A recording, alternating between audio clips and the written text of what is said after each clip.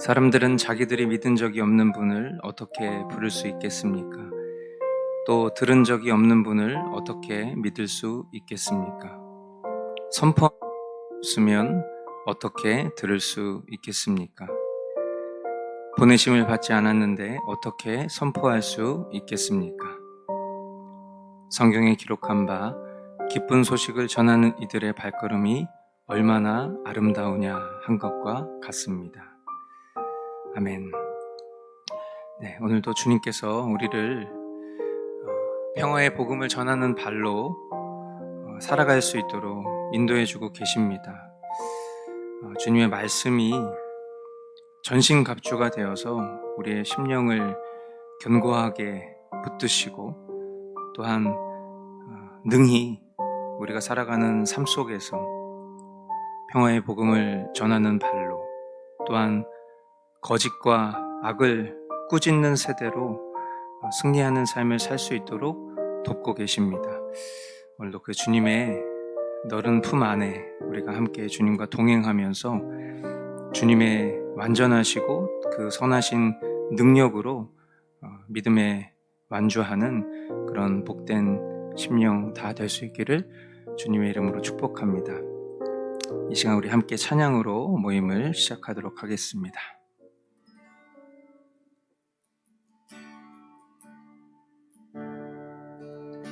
주 선한 능력으로 안으시네 그 크신 팔로 날 붙드시네 절망 속에도 흔들리지 않고 사랑하는 주 얼굴 구하리 선한 능력으로 일어서리 주만 의지하리 믿음으로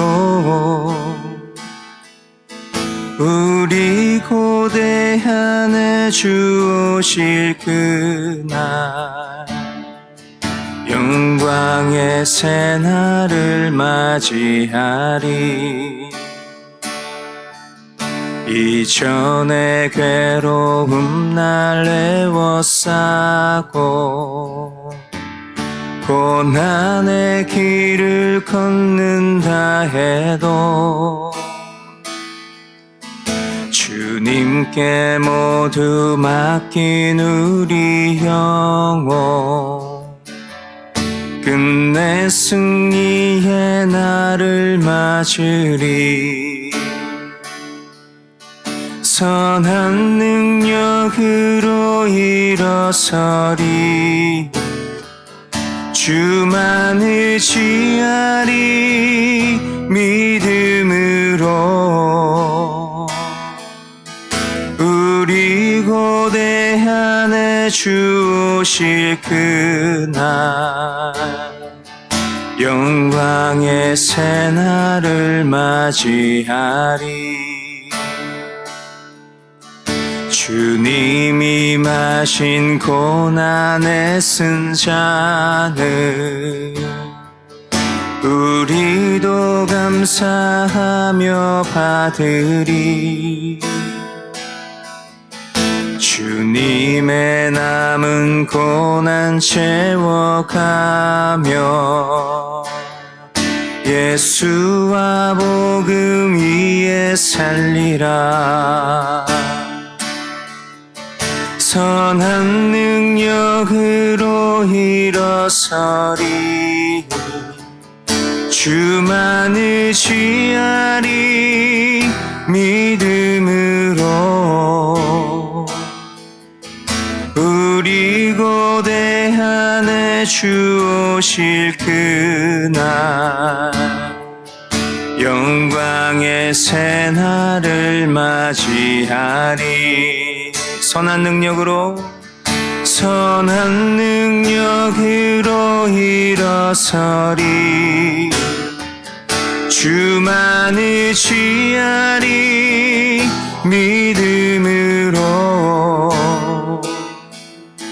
우리 곳 고대한에 주 오실 그날 영광의 새날을 맞이하리. 영광의 새날을 맞이하리. 영광의 새날을 맞이하리.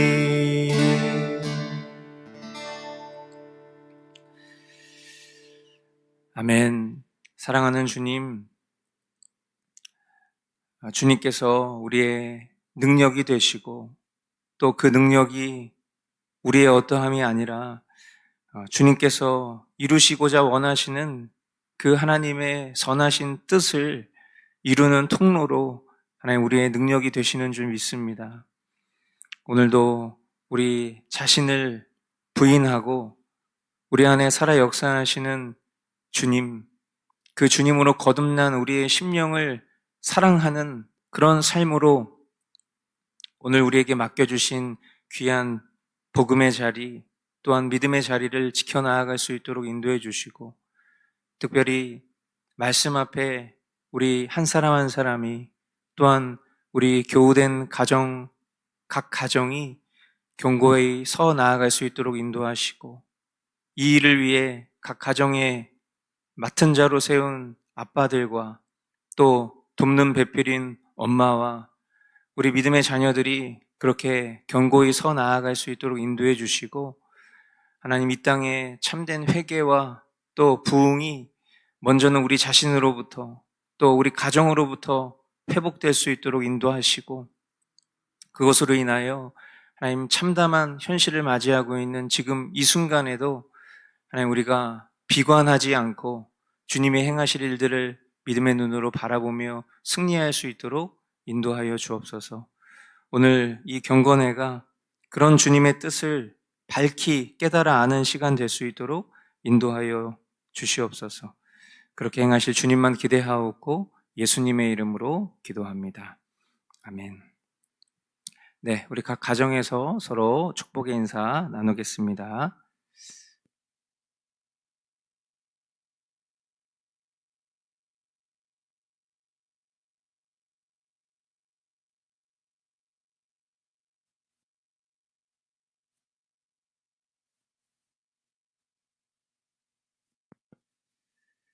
네, 이번 주까지 이제 우리가 사도행전 말씀을 보고 다음 주부터는 이제 로마서 말씀으로 함께 살펴볼 예정입니다. 오늘 먼저 우리 함께 보실 말씀은 사도행전 26장 29절 한 절 말씀입니다. 우리 자녀들도 함께 말씀을 읽을 수 있도록 우리 부모님들이 잘 지도해 주시기를 바랍니다. 함께 읽겠습니다. 바울이 대답하였다. 짧거나 길거나 간에 나는 임금님뿐만 아니라 오늘 내 말을 듣고 있는 모든 사람이 이렇게 결박을 당한 것 외에는 꼭 나와 같이 되기를 하나님께 빕니다. 아멘. 네, 타협 없는 복음. 바울이 이 아그리빠 왕에게 했었던 말, 나와 같이 되기를 하나님께 빕니다. 이것이 오늘 저와 여러분들이 붙잡아야 될 결론입니다. 오늘날 이 교회의 타락을 우리가 한번 떠올려 봤을 때 사실 우리가 어떤 교회가 부정하다, 부패하다, 오늘날 한국교회가 무너졌다, 막 이런 표현들을 쓸 때 우리가 실수하는 부분들이 뭘까를 생각해 보면 그 한국교회에서 나를 빼고 이야기하는 것 같은 그런 모습들입니다. 그러니까 실상 한국교회의 타락 이렇게 이야기했을 때 우리는 영적으로는 교회가 한 몸이라는 것을 믿는 사람들이니까 나를 제외한 한국교회가 타락했다 이렇게 생각하는 순간 결국 우리는 정죄하는 사람이 되는 것이고 심판주가 되는 노릇인 것입니다. 그러니까 한국교회가 타락했다라고 얘기하면 사실은 나 자신이 어떻게 타락했는지를 먼저 인지하고 있어야 되고, 또 그것에 대해서 겸손한 자기 반성과 또 참된 회개가 있어야 되는 것이고, 내가 회개하고 있기 때문에 교회를 향해서도 우리 이처럼 회개합시다라는 마음으로, 자성하는 마음으로 우리가 한국교회의 타락을 말할 수 있어야지, 나는 잘하고 있다라는 것처럼 생각하고 누군가를 비난하는 것, 누군가를 비판하는 것, 이것은 결국 그 고스란히 모든 올무를 스스로 짊어질 수밖에 없을 것이다 라는 것을 우리는 일단 깨달아야 합니다. 그러면 우리 자신을 포함해서 오늘날 이 교회의 타락이 무엇일까를 생각해 보면, 우리가 보통 교회 타락하면 어떤 장면들을 좀 떠올리나요? 지도자가 부정하고 부패하는 그런 지도자의 몰락, 재정 비리, 교회 세습, 이런 것들을 우리는 많이 떠올리곤 합니다. 어떻게 보면 이제 그런 부정과 부패들은 교회 타락의 외면적인 모습이겠죠. 그런데 사실 겉으로는 멀쩡해 보이지만 내적으로 타락한 교회들이 훨씬 더 많습니다. 그런데 내적으로 타락한 건 어떤 모습일까를 생각해 보면 이렇게 정리해 볼 수 있을 것 같아요. 선명한 기준이 사라진 것. 이게 바로 교회의 가장 심각한 타락의 모습이 아닌가라고 생각을 해봅니다. 좀 더 엄밀하게 얘기를 해보자면 그 선명한 기준이 사라진 것뿐만 아니라 그런 선명한 기준을 말하지 못하게 하는 문화가 교회 안에 자리 잡은 것, 이게 가장 큰 타락이 아닌가 생각을 해봅니다. 우리가 복음을 전하는 일을 생각해 볼 때에도 이런 면들을 연결해서 생각해 볼 수 있습니다. 저와 여러분들이 복음을 전하는 것은 어떤 선택사항이 아니라 필수 요건이고, 그것은 하나님께서 우리를 구원하신 그 은혜에 화답하는 유일한 길이기도 합니다. 그런데 오늘날 교회에서는 이 복음을 전하는 삶을 선한 영향력이라는 굉장히 듣기 좋은 말로 포장했습니다. 그러다 보니까 우리는 진짜 복음을 전할 필요가 없어지는 거예요. 그저 남을 불편하게 하지 않는 젠틀함, 또 개인의 어떤 탁월함, 온유함, 이런 것들만 남지 않겠습니까? 정작 영벌의 위기 앞에서도 분위기와 시기만 살피고 내 체면만 차리다가 상대를 불편하지 않게 지옥으로 보내주는 것과 다를 것이 없는 것이다. 안타깝게도 지금 교회가 이런 태도를 권장하고 있다는 것입니다. 세상과 구별되는 거룩함을 잃어버리고 결국 교회가 이렇게 세속화되었기 때문에 우리는 그리스도인이 아니라 그저 교회에 다니는 사람, 마치 동호회 회원처럼 되어버린 것은 아닌가 돌아봐야 한다는 것입니다. 그런데 오늘 우리가 이 만난 사도행전 26장의 바울을 보십시오. 그는 어쩌면 자신의 어떤 생사를 붙잡고 있는 이 아그리빠 왕 앞에서 교묘하게 말을 돌려서 자신의 어떤 이 위기를 모면하려고 하지 않습니다. 복음을 전하는 자신을 무례하다고 지금 꾸짖는 이 왕 앞에서도 오히려 뭐라고 얘기하고 있어요? 당신도 나처럼 되기를 원합니다. 그러니까 내가 고난받는 것처럼 당신은 고난받지 않아도 좋습니다. 그러나 내게 하나님께서 주신 이 하나님 나라의 백성된 그 놀라운 복이 당신에게도 있기를 바랍니다 라는, 어떻게 보면 가장 극단적이고 담대한 축복의 복음을 전하고 있다는 거예요. 여기서 우리가 주목해야 될 것은 이 담대함이 사도 바울 개인의 용기가 아니라는 거예요. 인본주의 신학은 이런 면들을 부각하고 우리도 바울처럼 그렇게 삽시다, 그 바울의 담대함을 배웁시다, 이런 식으로 표현하지만 사실 참된 믿음의 사람들은 이 용기가 바울의 것이 아니라는 걸 알게 되는 것이죠. 아, 이게 주님이 주신 용기구나. 결국 바울이 갖게 된 이 용기는 내가 믿는 진리가 세상 그 어떤 가치보다 높고 위대하다는 확신 속에서 나오는, 즉 평소에 하나님과의 관계 속에서 오는 그 분명한 사명과 분명한 믿음의 태도가 결국 이와 같은 고백으로 도출된 것이지 그냥 한순간에 호기로운 용기가 아니었다라는 것을 우리는 알아야 돼요. 개인적으로 저는 지금 이 시대와 맞서 싸우고 있는 중입니다. 여러 가지 수많은 이념들이 있는데 그 수많은 이념들 속에서 참과 거짓을 솎아내고 있는 중이고, 또 성경적인 기준을 덮어버린 교회 안에 이런 어떤 묵은 관습들을 털어내고 있는 중이고, 때로는 사람들의 따가운 눈총과 저항을 온몸으로 받아내고도 있습니다. 그런데 제 자신은 압니다. 제가 뭐 대단한 믿음을 가진 사람도 아니고 대단히 성결하고 거룩한 삶을 살고 있는 사람도 아니고 영웅도 아니에요. 그런데 내가 왜 이런 일을 하고 있지를 거듭 재차 스스로를 돌아봤을 때 결론은 하나입니다. 이 말씀을 보면서 또 확신을 가졌어요. 아, 바울 안에 역사하셨던 그 주님이 지금 나와도 함께 하시는 주님이 동일한 주님이시기 때문에 이 주님이 주시는 담대함으로 내게 맡겨진 자리에서 이와 같은 분별과 이와 같은 바른 기준을 세우려고 하는 열심이 나고 있는 거구나.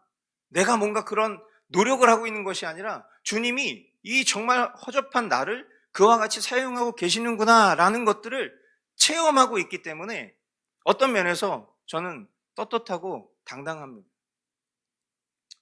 제가 깨달은 이 담대함이 오늘 이 본문을 함께 마주하고 있는 우리 교우들에게도 임하기를 소망하는 거예요.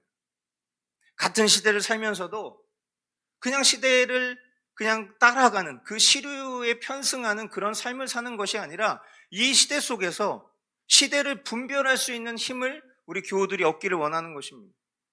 자기 어떤 삶에 함몰되어서 그냥 즐거움을 추구하는 그런 미련하고 어리석은 삶이 아니라 복음의 이 총체적 부르심에 헌신할 줄 아는 그런 뜻깊은 영혼들, 그런 영혼들이 저와 우리 교우들이 되기를 간절히 바라는 마음인 것이죠. 그런 측면에서 오늘 바울의 이 담대한 고백이 저와 여러분이 살아가는 삶 속에서도 동일하게 선포할 수 있는 고백 되기를 주님의 이름으로 축복합니다. 바울이 이 왕 앞에서도 이렇게 비굴하지 않고 당당할 수 있었던 이유가 무엇 때문이었을까? 거듭 이야기하지만 그에게는 하나님의 말씀이 있기 때문이었죠. 바울이 이 담대함이 어떤 말로만 끝나는 것이 아니라 실제 위기 상황에서 어떻게 능력으로 표출되는가 연결되는 우리 사도행전 27장 본문을 통해서 또한 그것을 확인할 수 있을 것입니다. 사도행전 27장 22절로 25절 말씀 같이 한 목소리로 읽어보도록 하겠습니다. 그러나 이제 나는 여러분에게 권합니다. 기운을 내십시오. 이 배만 잃을 뿐 여러분 가운데 한 사람도 목숨을 잃지는 않을 것입니다. 바로 지난밤에 나의 주님이시요 내가 섬기는 분이신 하나님의 천사가 내 곁에 서서 바울아 두려워하지 말아라. 너는 반드시 황제 앞에 서야 한다. 보아라 하나님께서는 너와 함께 타고 가는 모든 사람의 안전을 너에게 맡겨주셨다 하고 말씀하셨습니다. 그러므로 여러분 힘을 내십시오. 나는 하나님께서 나에게 말씀하신 그대로 되리라고 믿습니다. 아멘.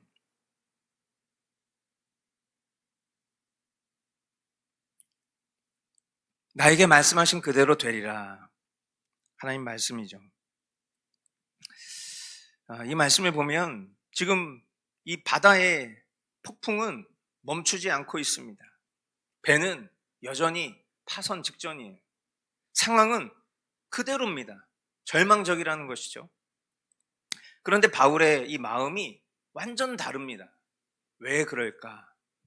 그것은 어떤 상황과 환경이 좋아져서가 아니라 이 바울에게 주어진 자신의 사명을 알고 있기 때문이에요. 그 사명이 뭡니까? 지금 우리가 읽은 이 말씀 속에서 그 사명이 뭐였죠? 너는 반드시 황제 앞에 서야 한다. 이게 바울에게 주어진 약속의 말씀인 것입니다.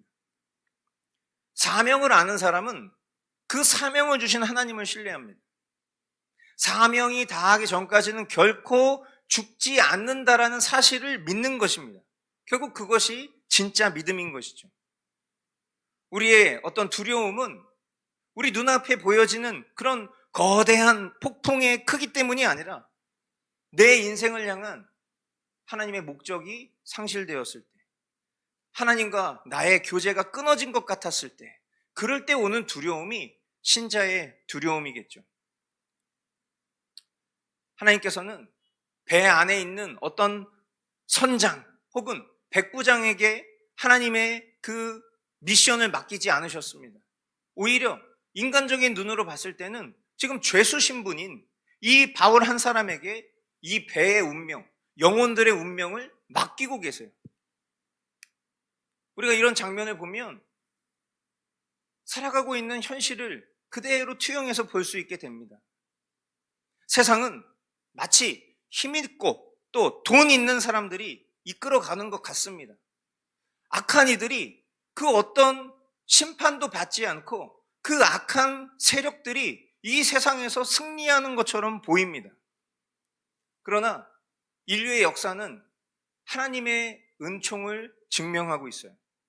결정적인 위기 앞에서 역사를 지탱하는 것은 그런 불의하고 세상의 권력이 아니라 하나님의 말씀과 사명을 붙든 사람들을 통해서 하나님은 반드시 그 승리의 역사를 이어가신다는 것입니다. 한 사람 때문에 나머지 모든 사람이 목숨을 건지는 그런 측면에서 오늘 저와 여러분들이 맡겨주신 가정과 또 일터에서 그 한 사람으로 서 있는가 돌아보아야 한다는 것입니다. 이런 눈앞에 보여지는 엄청난 두려움과 위기 가운데 바울은 여러분 다 잘 될 겁니다. 이런 식으로 막연하게 위로하지 않았습니다. 배는 잃어버리겠지만 목숨은 건질 것이다 라는 정확한 진단을 내립니다. 우리는 이것을 통해서 또한 깨달을 수 있어요. 믿음은 손해를 하나도 안 보는 것이 아니라는 거예요. 저와 여러분이 살아가는 믿음의 삶 속에서 반드시 손해가 있을 수 있습니다. 그런데 하나님은 잃을 것은 잃어버리게 하시고 지킬 것은 지키게 하시는 분이세요. 지금 이 장면을 통해서 우리는 그런 것들을 보는 겁니다. 결국 세속적인 가치, 뭐예요? 배, 그리고 그 배에 실려있는 재물, 이런 것들은 잃어버릴지라도 본질적인 가치, 영원한 생명과 주님이 주신 사명만큼은 반드시 지키시는 그 하나님의 주권, 이것을 우리가 신뢰하는 것, 이것이 진짜 믿음인 것입니다. 그래서 바울이 이렇게 고백하게 된 거예요. 나에게 말씀하신 그대로 되리라고 믿습니다. 이 고백은 그릇된 복음주의자들이나 말하는 그런 긍정의 힘, 그런 게 아닙니다. 자기 신념이 아니에요. 자기 최면이 아닙니다. 나에게 말씀하신 그대로 되리라고 믿습니다. 무엇을 믿는 거예요? 하나님의 말씀을 믿는 거예요. 세상 사람들이 눈에 보이는 현상을 믿고 두려워할 때 참된 신자는 보이지 않는 하나님의 약속을 믿고 그 속에서 진정한 평안을 누리게 되는 것입니다. 결국 나에게 말씀하신 그대로 되리라고 믿습니다라는 이 한마디 믿음의 고백 때문에 어쩌면 이 광풍 속에서도 이 276명이죠. 이 수많은 사람들의 운명을 바꾸는 그런 믿음의 닻이 되었듯이 오늘 저와 여러분들의 입술의 고백이 또 가정과 공동체가 이런 우리의 삶을 정말 바꾸는 그런 믿음의 선포될 수 있기를 바라는 것입니다. 지금 우리가 살고 있는 대한민국도 어쩌면 거대한 이런 폭풍 가운데 처해져 있는 것 같습니다. 공산주의 이념이 민주주의의 탈을 쓰고 침투하면서 거짓 선동과 또 부정의 의혹들이 나라의 근간을 매일매일 흔들고 있는 것을 우리는 목도하고 있어요. 이럴 때 교회는 어떠해야 되는가를 생각해 보면 너무나 안타깝게도 아직도 선한 영향력이라는 이런 정말 애매모호한 말 뒤에 숨어 있진 않은가, 참 비통한 마음이 듭니다.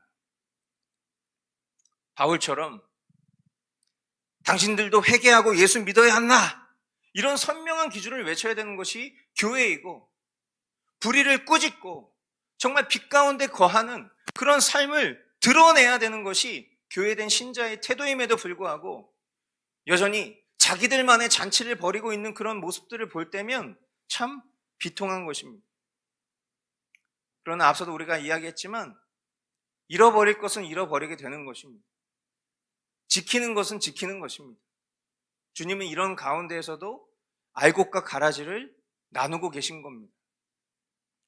배는 잃어버리더라도 이 나라의 자유와 생명은 지켜내야 하는 것처럼 우리 주변에 안타까운 이들과 결별할 수 있고, 또 내가 소중하게 여겼던 것들이 떠나가는, 잃어버리는 그런 순간들이 있을 수 있지만, 그러나 우리가 바라기는 이러한 과정 속에서 주님께서 우리의 믿음을 견고하게 지키시고, 또 우리가 함께 신앙하는 우리 공동체가 더욱더 주님의 이 말씀 앞에서 참으로 깨닫는 그런 은혜가 남는 그런 복이 우리가 간절히 사모하고 원하는 결론인 줄 믿습니다.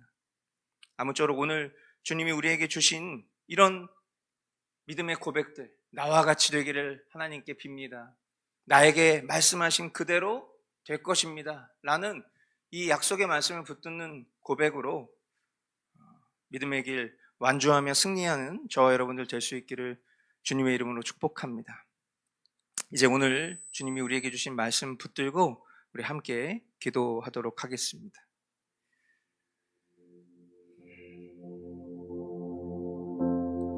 먼저는 우리 자신과 또 이 말씀으로 우리를 조명하시는 우리의 심령을 놓고 같이 기도하기를 원합니다. 선명한 기준, 또 영적인 어떤 야성을 회복하는 것이 우리에게 너무나도 필요하죠. 젠틀함, 또 선한 영향력이라는 이런 포장지 뒤에 숨어서 복음의 날카로움을 무디게 했었던 우리 한국 교회를 회개하길 원합니다. 세상 눈치 보지 않고 당신도 나처럼 되기를 원합니다 라고 말할 수 있는 그런 떳떳한 야성이 우리에게 회복되기를 바랍니다. 우리 각 사람이 세속에 물든 그런 동호회처럼 살아가는 거짓 신자가 아니라 거룩한 기준을 사수하는 그런 진리의 보루가 될 수 있도록 이 시간 주님 앞에 간절히 기도하며 나아가도록 하겠습니다. 기도하겠습니다.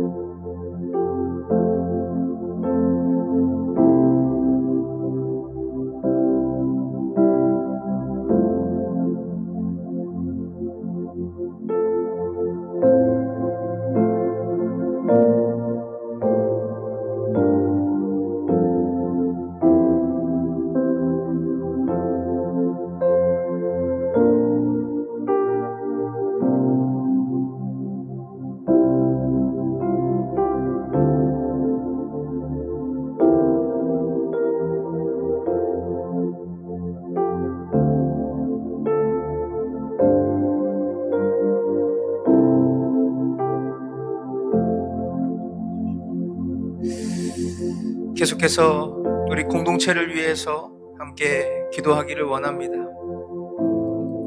정말 인생의 폭풍처럼 우리 눈앞에 펼쳐진 상황에 일희일비하는 그런 심령이 아니라 주님이 우리에게 맡겨주신 사명을 볼 수 있기를 원합니다. 말씀대로 그대로 될 것이라는 그 진리를 붙들며 나아가기를 원합니다. 우리 공동체에게 오는 세대를 허락해 주시겠다라고 약속하신 그 약속이 우리 눈앞에 내가 바라고 원하는 것처럼 펼쳐지지 않았다 해서 하나님의 응답이 없는 것이 아니라 주님이 우리에게 보내주신 한 영혼이라도 그 영혼이 주님이 우리에게 맡기신 오는 세대라는 것을 분별할 수 있는 것이야말로 진정한 사명의 삶을 살아가는 성도된 태도일 것입니다. 우리 공동체에게 보내주신 영혼들을 복음으로 온전히 섬길 수 있는 그런 교회 되기를 함께 기도하고, 그런 복음의 섬김을 행하기 위해서는 먼저는 우리 각 사람이 말씀과 기도의 삶을 살아가야 될 줄 믿습니다. 말씀과 기도를 행하지 않는 교우들의 마음을 꾸짖어 주시고 생명의 길로 나아오는 그런 순종이 있을 수 있도록 주님 그 마음을 주장하여 주시옵소서. 오는 2월 28일과 3월 1일에 진행되는 겨울 수련회를 통해서 교회가 같은 신학과 신앙 안에서 하나 되는 그런 교회 될 수 있도록 성령님 인도하여 주시옵소서. 우리 공동체를 위해서 함께 기도하도록 하겠습니다.